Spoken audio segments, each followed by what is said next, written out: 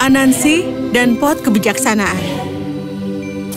Dahulu kala, ketika umat manusia masih belum menemukan api atau menemukan roda, di sebuah desa kecil di Afrika, hiduplah seorang malaikat manusia bernama Anansi. Anansi adalah putra Raja Langit yang perkasa, Nayame. Anansi adalah orang yang sangat ingin tahu dan suka belajar hal-hal yang baru. Hingga ayahnya menyadari hal itu, yang memutuskan bahwa akhirnya tiba waktunya untuk memberikannya pot kebijaksanaan. Anansi anakku, pencarianmu untuk pengetahuan telah membuatku senang. Aku telah memutuskan bahwa aku ingin memberimu pot kebijaksanaan ini. Wow! Pot ini akan mengajarkanmu banyak hal. Tetapi ingat, satu-satunya hal yang harus dilakukan dengan kebijaksanaan yang baik adalah meneruskannya. Anansi yang telah terpesona oleh pot tidak cukup mendengar itu. Terima kasih, Ayah. Aku akan menyimpan pot ini dengan aman dan belajar dengan baik. Seiring waktu, Anansi belajar sesuatu yang baru setiap hari dari pot kebijaksanaan. Dia akan mencoba membuat sesuatu yang baru setiap kali. Lihat apa yang aku buat, Ayah. Hebat, aku bangga padamu, anakku. Mengapa kau tidak membagikan gagasan ini kepada penduduk desa? Bagikan alat ini? Tidak mungkin. Ini adalah ciptaanku, dan tidak ada yang bisa menggunakannya selain aku. Ini membuat Nayame khawatir, tetapi dia memilih untuk tidak mengatakan apa-apa dan membiarkannya sampai waktunya. Setelah beberapa hari, Anansi belajar cara menyalakan api. Dia sangat gembira dan segera mengirim seekor gagak lalu meminta ayahnya untuk datang ke tendanya. Ketika Nayame tiba, dia sangat senang melihat api. Ayah, aku telah membuat api di dalam tenda. Aku tidak perlu hidup dalam kegelapan dan aku tidak perlu merasa dingin. Aku akan menjaga tubuhku dipenuhi dengan cahaya dan kehangatan. Nayame tersenyum bangga. Kau tidak tahu apa yang telah kau capai di sini, nak. Penemuan ini akan membawa umat manusia ke tingkat yang sama sekali baru. Kau harus membagikan ini dengan orang-orang segera. Ayah, hanya aku yang melakukan upaya untuk menemukan dan membuatnya. Apakah kau pikir aku ingin berbagi kebijaksanaanku dengan masyarakat malas di desa yang tidak melakukan apa-apa tentang hidup mereka? Nayame terkejut dengan kata-kata Anansi. Dia menyadari bahwa dia tidak bisa diam lagi. Anansi, aku sangat senang bahwa pemilik yang sah untuk pot kebijaksanaan adalah putraku yang tersayang. Namun, aku menyadari bahwa aku telah melakukan kesalahan. Tolong kembalikan potnya. Aku akan mencari orang lain yang mau berbagi kebijaksanaan mereka dengan dunia. Ini membuat Anansi sangat marah. Dia segera bangkit dan berkata, Ayah, aku menyembunyikan pot itu di tempat yang tidak pernah akan kau temukan. Itu jauh dari desa kita.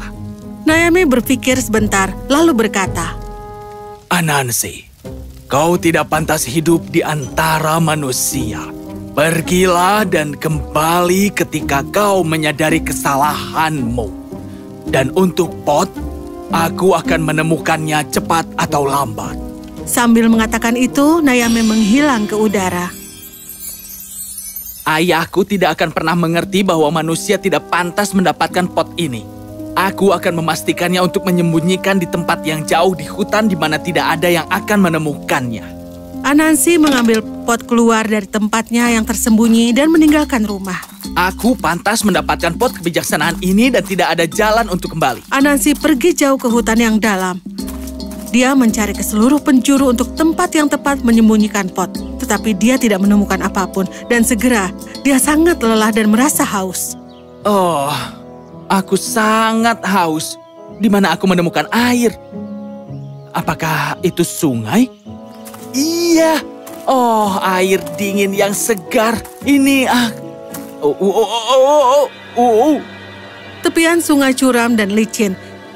Dan Anansi merasa tidak berdaya. Dia takut pot kebijaksanaan akan jatuh dari tangannya lalu pecah. Bagaimana aku bisa sampai ke sana? Ini sangat sulit. Saat itu, Anansi mendengar percikan di dalam air. Dia melihat ke samping dan melihat seorang anak kecil menatapnya dan tersenyum. Anak itu sedang menarik anggur yang diikat ke pot yang terbuat dari daun, mengambil air dari sungai. Lalu dia perlahan-lahan menarik pot berisi air keluar dari sungai dan memberikannya kepada Anansi. Anansi meneguk air tersebut dengan segera karena dia merasa sangat-sangat haus. Terima kasih kawan kecil. Gugu. Anansi memiringkan kepalanya ke belakang. Ini menarik. Ya, terima kasih lagi. Aku harus pergi sekarang. Gugu. Lupakan. Anansi berbalik dan mulai berjalan. Setelah beberapa saat, dia menyadari bahwa anak kecil itu mengikutinya. Anansi tidak menyukainya sama sekali. Hei, kenapa kau mengikutiku? Gugu? Tidak ada Gugu. Kau harus kembali ke sukumu. Gugu? Anansi menghela nafas dan terus berjalan. Bocah kecil itu pun terus mengikuti. Kau sepertinya manusia kecil yang merepotkan. Mereka terus berjalan sampai pohon besar terlihat. Pohon itu memiliki banyak cabang yang menyebar ke segala arah. Cabangnya sangat rumit, sehingga tampak seperti tempat yang sempurna untuk menyembunyikan pot kebijaksanaan. Ini sepertinya tempat yang sempurna untuk menyembunyikan pot berhargaku. Anansi memutuskan untuk memanjatnya. Dia memegang pot di satu tangan dan mencoba untuk memegang pohon itu dengan tangan yang lain. Tapi dia terus tergelincir dan takut dia akan menjatuhkan pot itu. Namun, bocah lelaki itu sangat terhibur. Gugu! Apa itu? Anansi menoleh untuk melihat bocah itu memegang tanaman rambat tepat di sebelah pohon. Dia menunjuk ke arah pot dan membuat simpul dari tanaman rambat. Gugu! Anansi merasa kesal. Ini sebenarnya bisa berhasil. Dia pergi ke pohon, membuka simpul, dan melakukan persis seperti yang disarankan. Kemudian, dia memulai pendakiannya. Anak laki-laki itu melihatnya. Anansi memanjat tinggi cabang ke bagian tertinggi pohon itu. Oh, akhirnya tempat terbaik untuk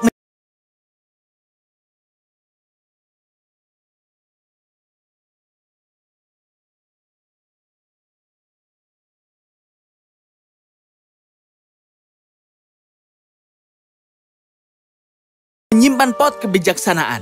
Tidak seorang pun akan menemukannya. Bahkan bocah kecil itu pun tidak bisa melihatnya. Anansi melihat ke bawah dari atas dan melihat bahwa bocah lelaki itu sedang membuat gunung pasir dan menggambar garis di atas pasir untuk menggambar sungai. Anansi terus menatap bocah itu. Dia menyadari bahwa sepanjang perjalanannya yang sulit bukan pot yang telah membantunya, tetapi anak kecil itu. Dia malu atas betapa bodohnya dia bertindak. Jika manusia kecil ini sangat cerdas, bahkan tanpa pot kebijaksanaan, aku heran apa yang harus dilakukan oleh seluruh umat manusia. Mereka hanya membutuhkan inspirasi, beberapa kebijaksanaan untuk dibagikan. Anansi memandang pot dan akhirnya membuat keputusan.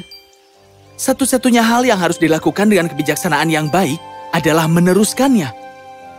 Ya, itu yang dikatakan ayah. Anansi turun dari pohon dan melemparkan pot ke sungai. Kuatnya arus sungai memecahkannya dan semua kebijaksanaan tersebar darinya bergerak ke arah desa. Bocah itu merasa bingung. Gugu? Ya, aku tahu. Sekarang, ayo kita pulang. Dan dengan demikian, Anansi, malaikat manusia, akhirnya siap untuk menjadi guru kemanusiaan. Dia mengajari mereka cara menyalakan api, membuat roda, dan metode bertani juga. Dia membantu semua orang menceritakan kisah kepada anak-anak kecil. Sementara itu, pengetahuan dan kebijaksanaan yang tersebar di dalam air dari pot kebijaksanaan tersebar di seluruh dunia di antara orang-orang, membuat banyak dari mereka menjadi lebih bijak, intelektual, dan mempersiapkan mereka untuk menjadi spesies yang paling kuat di bumi ini.